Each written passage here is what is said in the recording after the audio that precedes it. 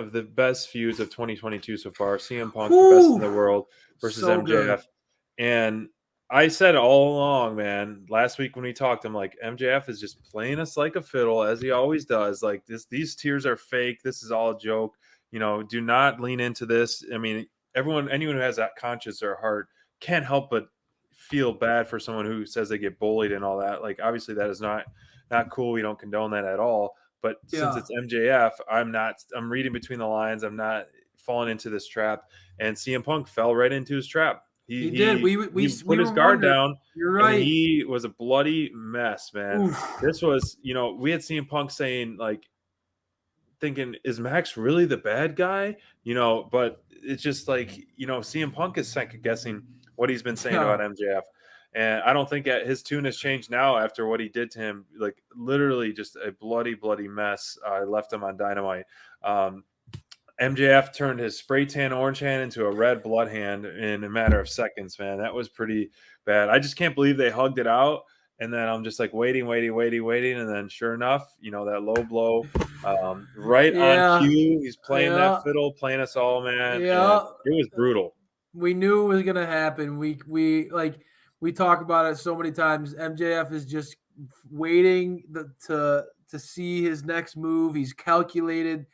He was playing everybody, and he got CM Punk to hook, line, and sinker, man. This was a brilliantly executed plan by Max. Love the special. I love the touch of the T-shirt that Max had there. I love the hug in the middle of the ring.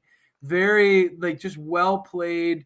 And again, this is an example of when greatness on both sides step to each other. And AEW has so much talent that this is going to be commonplace. I mean, we see it with Moxley and Danielson too is a great example. But MJF and Punk, their character work is second to none. And it's really impressive to see these two working off each other so well. And two different generations of talents, really. I mean, we're talking about that's been a big part of the story is MJF looked up to CM Punk as a kid. Mm-hmm. This is a great example of what makes wrestling so great. The storytelling and how it can go through generations. I mean, and as lifelong wrestling fans, you and I and so many of the listeners at home get that opportunity to really connect with this story because we've seen the story arc of CM Punk. We remember those flashbacks that he talked about, mocking Jeff Hardy for his drug abuse, talking going at length about going in on alcohol and being a straight edge. I didn't even realize all that. His feud with The Undertaker, mocking him with Paul Bearer's ashes.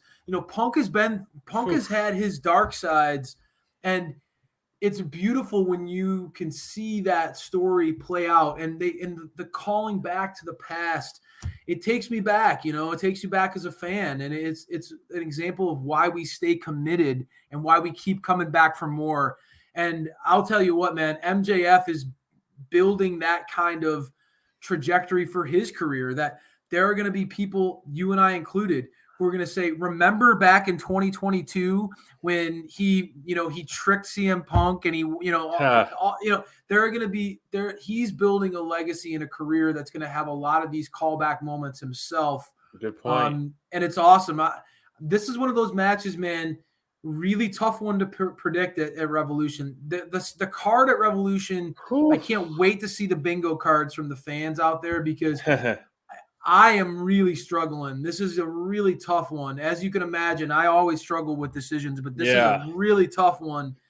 Tough to decide who goes over on this one.